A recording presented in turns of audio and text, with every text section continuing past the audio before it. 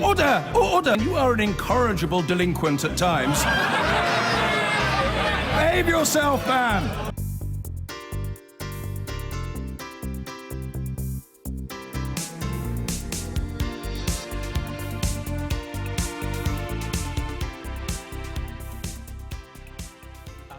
The EU's chief Brexit negotiator has warned that rapid progress is needed on the Irish border before European leaders meet in June. Michel Barnier is on a two-day visit to Ireland. He discussed the backstop agreed by both sides that would see, in the absence of a new government, Northern Ireland aligned to the customs union. We are not playing tactics with Ireland's vital interest. Never.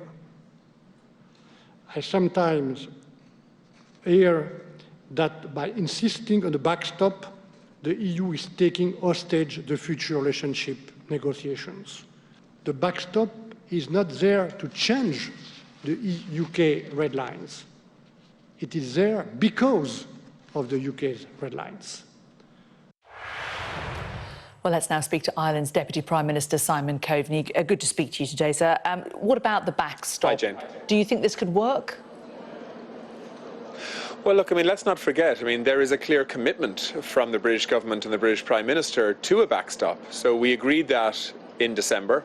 There were three options put on the table. One was to solve the Irish border issues through a comprehensive future relationship agreement, and that's, of course, what everybody wants, including the Irish government. There was an option B, which was bespoke solutions that Britain would offer to Ireland to try and deal with the border issues specifically.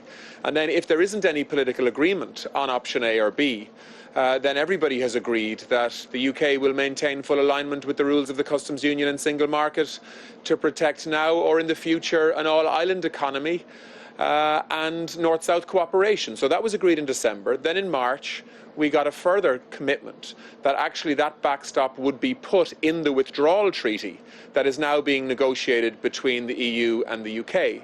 And really what we are asking for is to try to make significant progress on that negotiation so that we all understand what that backstop looks like and that the British negotiating team and the EU negotiating team are comfortable with the wording of that, and that we need progress on that by the end of June to instill much needed confidence into this negotiation so that we can try and get this withdrawal agreement finalised by the end of October, which is the target date that everybody is setting for this element of the negotiation.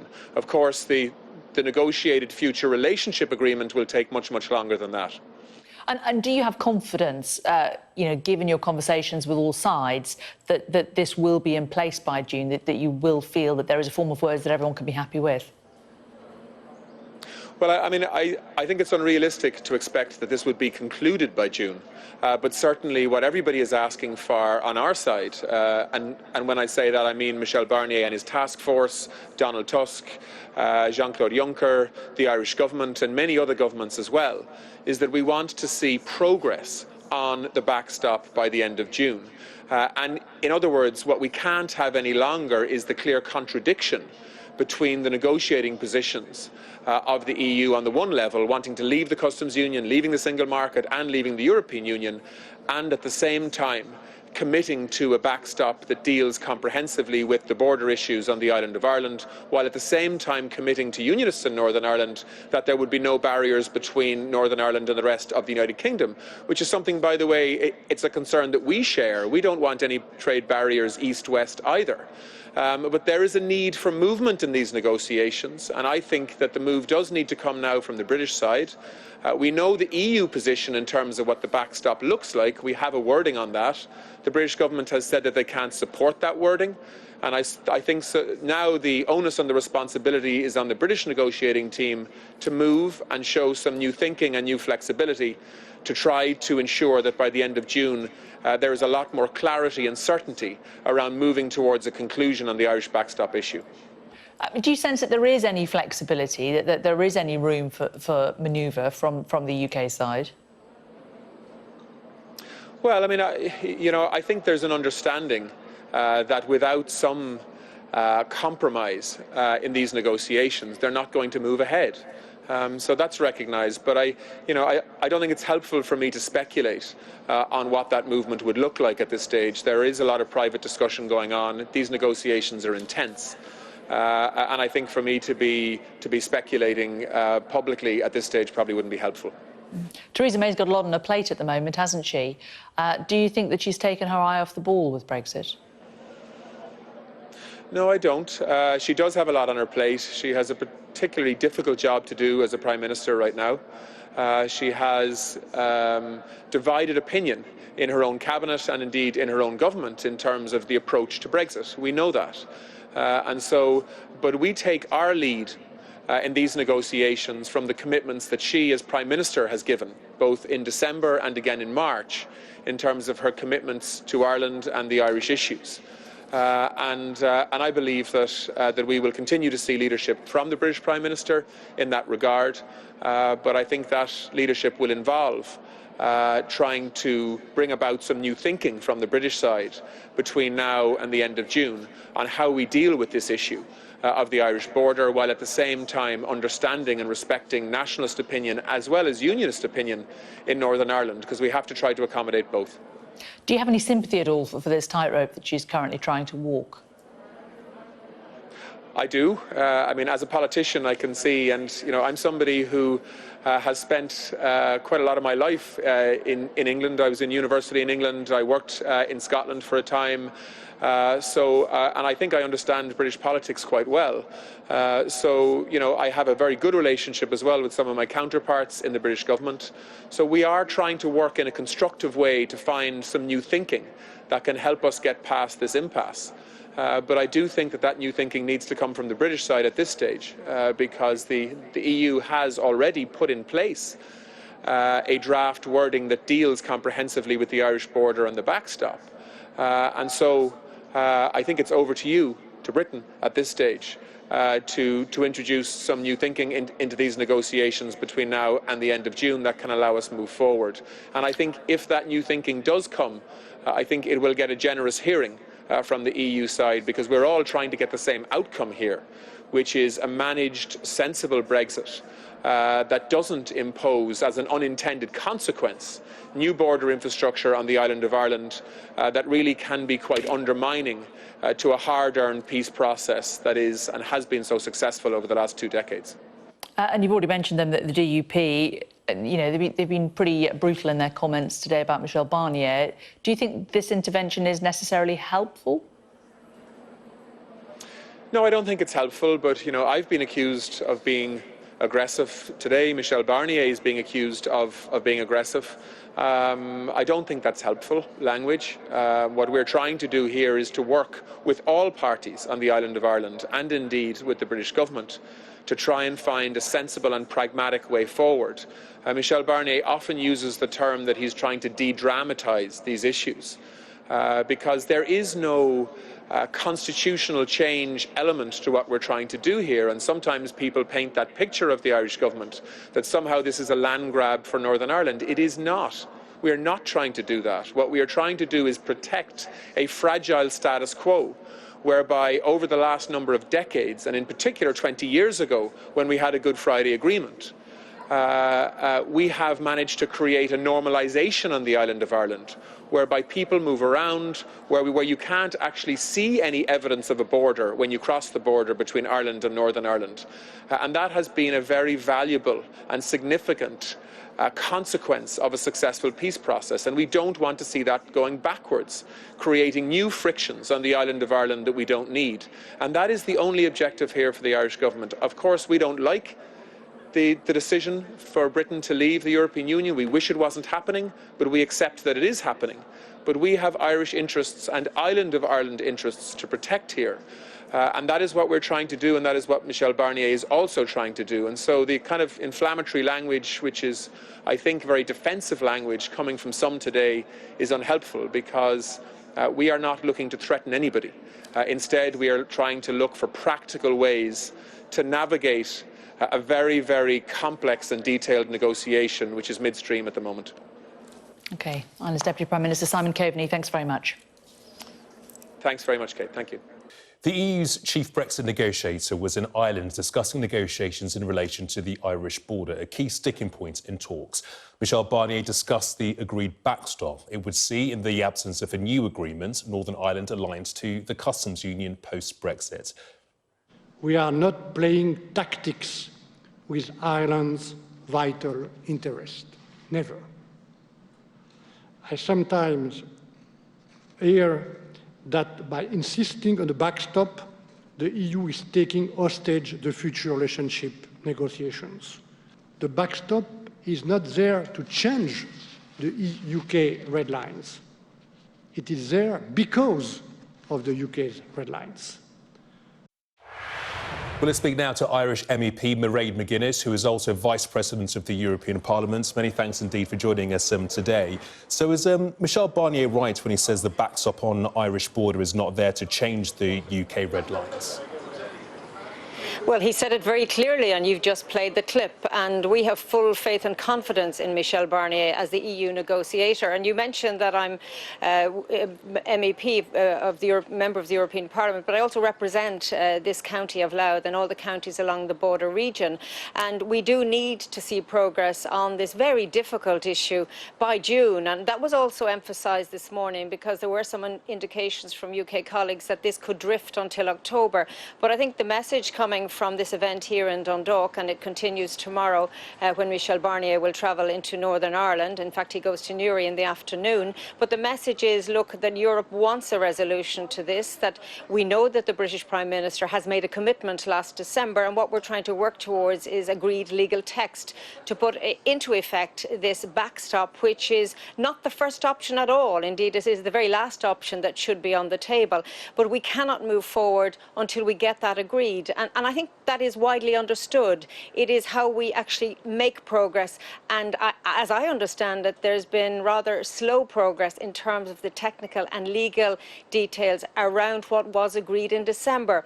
And I think sometimes the sequencing is perhaps not fully understood in the United Kingdom about how important that is. We all know we need to move to another place in terms of having a good trading partnership with the United Kingdom. But the Northern Ireland and the border issue was one of the three key issues in the withdrawal agreement. We've made progress on 2 out of 3. We do need to just finish the work on this issue. It's in all of our interests, UK, Irish, European Union. Michel Barnier comes here with a huge background in knowing Northern Ireland, in being involved in peace funding, and in having a very political view about his desire not to, if you like, see things move backwards. And he's fully supported by the EU 27. I believe and hold in good faith what the British Prime Minister says, that she too wants to make progress on this. It's just at the moment it would appear as if it has hit a very difficult part of the pathway. I hope it can be resolved by June. Well, how do you finish the work and how do you make progress? Because the issue of Northern Ireland remaining in her customs union or their customs union remains to be the sticking point on this.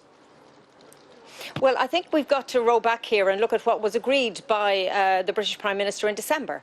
I mean, it is there clearly agreed that there would be this backstop. What has happened subsequently is that when people have looked at the legal text, which would give effect to this if necessary, and we don't want it to be necessary, that there has been some pushback, if you like, on that, and clearly that came from the DUP side. But the British Prime Minister has repeated in a letter in March her determination to live up to her commitment in December, and I think her officials and her advisers need to find a way of delivering on that commitment as part of the withdrawal treaty. And I think it's also important to say that today it was repeated, not just by Michel Barnier but others, that there can be no withdrawal agreement unless and until the Irish issue is dealt with. So it's not as if this can be pushed beyond June into October and beyond that. This is very clearly a repeated message to say that the Irish issue is an important one. It's one of the 3, and we do need to make progress. And if you're asking me how is that done, it is done by people who've made commitments, honouring them and allowing that the legal text is drafted, because what was on the table from the EU side is a draft text, and the UK can come forward with text and we can negotiate, because all of this Brexit is about negotiations. None of it is easy. This is particularly difficult, but I hope when this is resolved, and I'm trying to be very optimistic even though I have concerns around timing, I hope when this is resolved we realise that the next steps will equally be difficult and traumatic, that this is a process. As some of my colleagues in the Parliament say, and rightly so, this is not a win-win for anyone. That Brexit, as far as we're concerned, is not good for the European Union, and I don't believe it's good for the United Kingdom. And what we want to do is limit the damage to both UK and the European Union from these negotiations. Of course, today we're in a border constituency. We're obviously focusing on the Irish question, and there we absolutely must make sure that we don't do anything to cause harm, and that the Good Friday Agreement in all its parts is fully respected and reflected in the withdrawal agreement. And I'm sure you've seen a lot of developments taking place for Theresa May's government. We've seen 4 cabinet ministers go in the last 6 months. Do you think Theresa May's a reliable partner? Theresa May is the British Prime Minister, and we negotiate, the European Union is negotiating with the Prime Minister that is Theresa May. Clearly there are events unfolding in the United Kingdom which impact on the politics in the United Kingdom. I hope it won't do damage to the negotiations on Brexit. And I know that the Home Office is front and centre, and indeed last week in the European Parliament we had officials from the Home Office come to explain to us how they will give EU citizens settled status and the mechanics of that. And then with this other controversy on top of it, we have concerns even around that issue.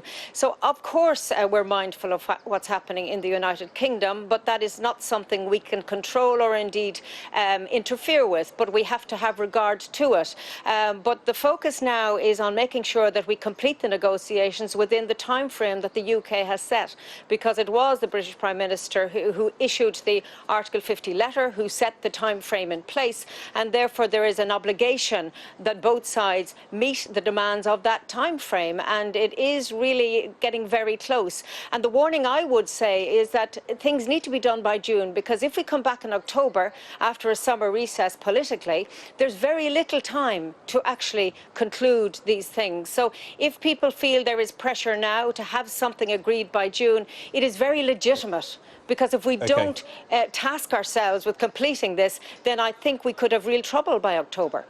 OK, Mairead McGuinness, appreciate your time. Thank you. Thank you. Meanwhile, the EU's chief negotiator is in Ireland to discuss options for the critical issue of how to avoid a hard border with Northern Ireland post-Brexit. Over the next 2 days, Michel Barnier will meet business leaders on both sides of the border, but he's come in for criticism from the Democratic Unionists, who say he doesn't understand their position. Emma Vardy reports. Whether you're coming or going from this part of the world, you'd barely notice the border.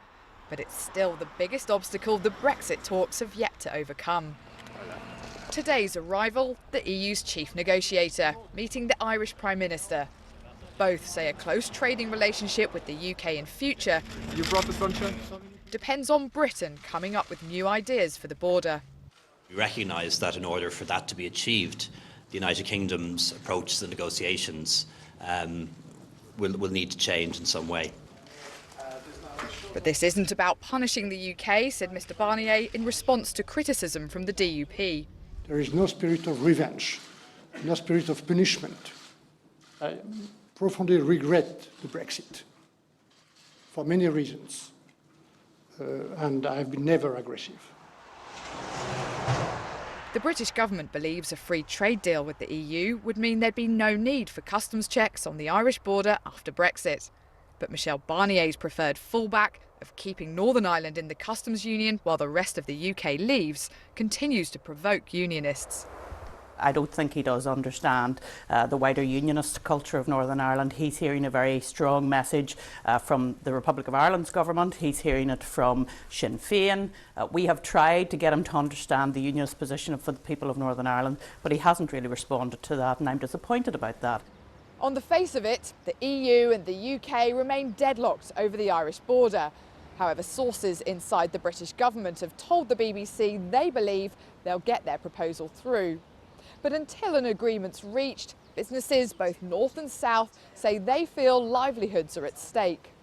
we keep trading, but our suppliers in England, they're all anxious to know how they're going to pan out, because they're going to potentially maybe lose us too as customers. So nobody knows. So we need to find out, and find out soon, because this is real, and this is happening to real people and real families and real businesses. So something needs to be done. A solution for the border must be found by June, according to the EU, for the talks to stay on track. Without that, the UK could be in danger of crashing out with no agreement and no transition period to smooth the way. Emma Vardy, BBC News, Dundalk. Now, there were more problems for Theresa May's Brexit plans tonight, with the House of Lords delivering another blow. Peers backed an amendment that would stop the government crashing out of the EU without a deal in place. Our political correspondent Romilly Weeks is in the Houses of Parliament. So, Romilly, how serious then could this be? Well, it's not great for Theresa May. The Lords have just inserted a great big spanner in the middle of her Brexit plans. The Lords have really been making their voices heard on the EU withdrawal bill. This is the 7th defeat they've inflicted on the government, and the one that could have the most far-reaching implications. The government has always said there will be a meaningful vote, they call it, on the final deal, but they want that vote to be a deal or no deal option, i.e. reject this and we will crash out of the EU without any deal at all. What this amendment does, and it was voted on by a majority of 91, is hand power back to Parliament to decide what happens if the final deal is rejected. And the government doesn't like that one bit. I am clear that what this amendment is seeking to do is to give Parliament the opportunity to stop Brexit altogether by giving the Commons the opportunity to direct the government to do anything towards the end of the process. So this is unprecedented power. So the accusation by the government is clear. This is just an attempt to thwart Brexit altogether. And in the Lords, supporters of this amendment were compared to Nazi collaborators, accused of being a fifth column for Brussels. This amendment will now come back to the Commons, and I've just spoken to one of the key Tory rebels, Dominic Grieve, who could cause the government headaches then, and he says this is a clear sign that the government must now make concessions and that a deal or no deal vote will just not fly. OK, Romilly Weeks in the House of Parliament, thank you. And the Prime Minister's Brexit woes did not end there either. The EU's chief Brexit negotiator warned Britain today that if the issue of the Irish border isn't solved by June, then further talks are in danger of collapse. Michel Barnier made the comments during a visit to the Republic of Ireland. From there, our Europe editor James Mates reports. Not quite arm in arm, but on this issue certainly joined at the hip. The EU's Michel Barnier and Irish Prime Minister Leo Varadkar appearing together symbolically in the border town of Dundalk to give the clearest signal yet. London's not going to find a chink of light between them. We are absolutely united and have a common position on the Brexit negotiations. We agree that there has to be real and substantial progress and meaningful progress before the June European Council, which is just 2 months away. In other words, as Barnier explained in a speech, Brussels and Dublin are wielding a very big stick. The UK remains in danger of crashing out of the EU next year without either a withdrawal agreement or a transition period if the Irish border issue is not sorted out. Ladies and gentlemen, defense of any member state's vital interest is one of the EU raison d'être. My second point is that the backstop is not part of a negotiation strategy. We are not playing tactics with Ireland's vital interest. Never. That backstop is the agreement London made last December that if no better solution can be found, Northern Ireland will effectively stay in the EU customs union. When they talk about an invisible border, this is what they mean. Literally, the only indication that you're about to pass into the Republic is that the road signs are in kilometres rather than miles. If the UK leaves the customs union, there will have to be a customs border. And if it's not going to be here, well, Brussels and Dublin say it'll have to be in the Irish Sea, which is something Mrs May's DUP allies say they'll never accept. the answer is, well, you know, we have this backstop and we're going to enforce it and there's going to be a border down the Irish Sea. That is simply not acceptable, not only to us in Northern Ireland, but to the whole of the United Kingdom. Thank you. A seemingly insoluble paradox that somehow, within just a couple of months, has to be solved. James Mates, ITV News, Dundalk. Now to Ireland and the controversial visit by chief EU Brexit negotiator Michel Barnier. Speaking at an event in Dundalk, he said the United Kingdom must soften its red lines if there was any chance of breaking an impasse on the Irish border issue. And he denied accusations from unionists that he wasn't an honest broker. Matt Fry is in Dundalk. Matt.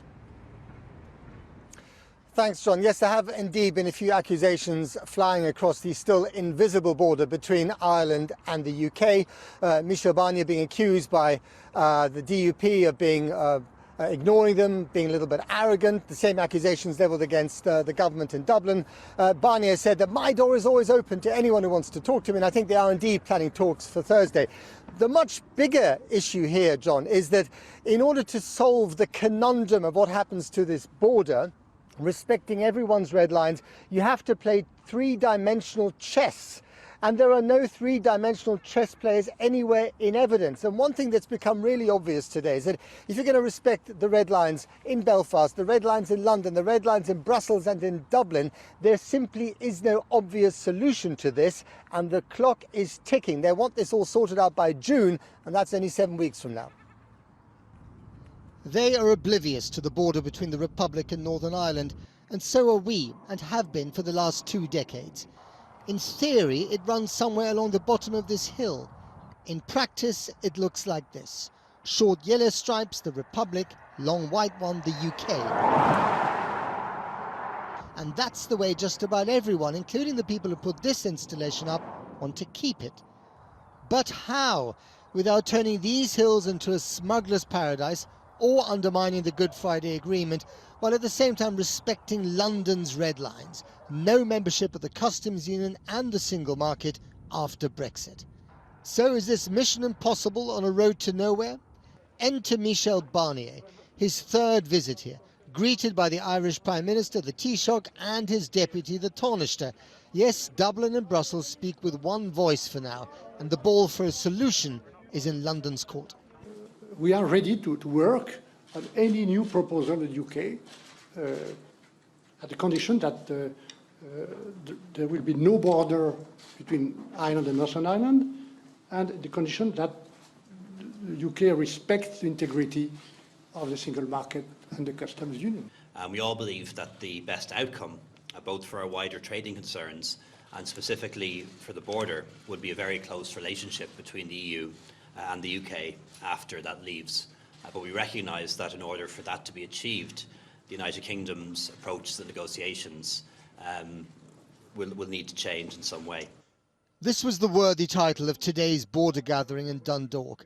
Not in the room, Belfast unionists or London hard Brexiteers who don't like the notion of a so-called backstop, an open border and Northern Ireland alignment with EU rules if there is no other better solution.